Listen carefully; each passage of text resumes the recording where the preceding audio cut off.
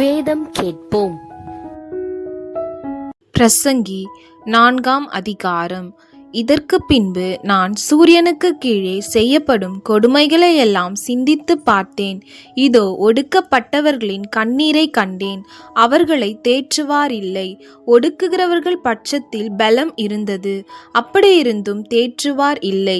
ஆதலால் இன்னும் உயிரோடிருந்து பிழைக்கிறவர்களை பார்க்கிலும் முன்னமே காலம் சென்று மரித்தவர்களையே பாக்கியவான்கள் என்றேன். இவ்விருதிரத்தாருடைய நிலைமையை பார்க்கிலும் இன்னும் பிறவாதவனுடைய நிலைமையே வாசி.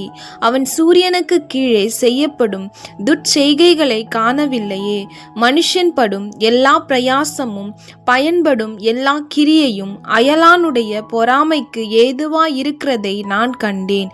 இதுவும் மாயையும் மனதுக்கு சஞ்சலமாயிருக்கிறது. மூடன் தன் கைகளை கட்டிக்கொண்டு தன் சதையையே தின்கிறான். வருத்தத்தோடும் மனசஞ்சலத்தோடும் 2 கைப்பிடியும் நிறைய கொண்டிருப்பதை பார்க்கிலும் அமைச்சலோடு 1 கைப்பிடி நிறைய கொண்டிருப்பதே நலம். பின்பு நான் திரும்பிக் கொண்டு சூரியனுக்கு கீழே மாயையான வேறொரு காரியத்தை கண்டேன். ஒருவன் ஒண்டிக்காரனாயிருக்கிறான். அவனுக்கு உடனாளியும் இல்லை, அவனுக்கு பிள்ளையும் சகோதரனும் இல்லை. அப்படியிருந்தும் அவன் படும் பிரயாசத்துக்கு முடிவில்லை. அவன் கண் ஐஸ்வர்யத்தால் திருப்தி ஆகிறதுமில்லை. நான் ஒரு நன்மையும் அனுபவியாமல் யாருக்காக பிரயாசப்படுகிறேன் என்று அவன் சிந்திக்கிறதுமில்லை. இதுவும் மாயை தீராத தொல்லை. ஒண்டியாயிருப்பதிலும் 2 கூடியிருப்பது நலம். அவர்களுடைய பிரயாசத்தினால் அவர்களுக்கு நல்ல பலன் உண்டாகும். ஒருவன் விழுந்தால் அவன் உடனாளி அவனை தூக்கிவிடுவான். ஒண்டியாயிருந்து விழுகிறவனுக்கு ஐயோ, அவனை தூக்கிவிட துணையில்லையே.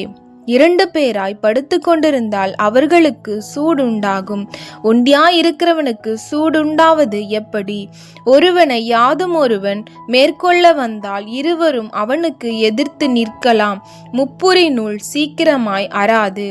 இனி ஆலோசனையை கேளாத கிழவனும் மூடனுமாகிய ராஜாவை பார்க்கிலும் ஏழையும் ஞானியுமாகிய இளைஞனே வாசி. அரசால சிறைச்சாலையிலிருந்து புறப்படுவாரும் உண்டு, ராஜாங்கத்தில் பிறந்த ஏழை யாவாரும் உண்டு.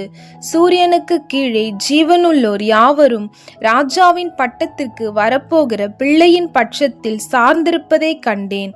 அவர்களுக்கு முன் அப்படி செய்த ஜனங்களின் இலக்கத்திற்கு முடிவில்லை.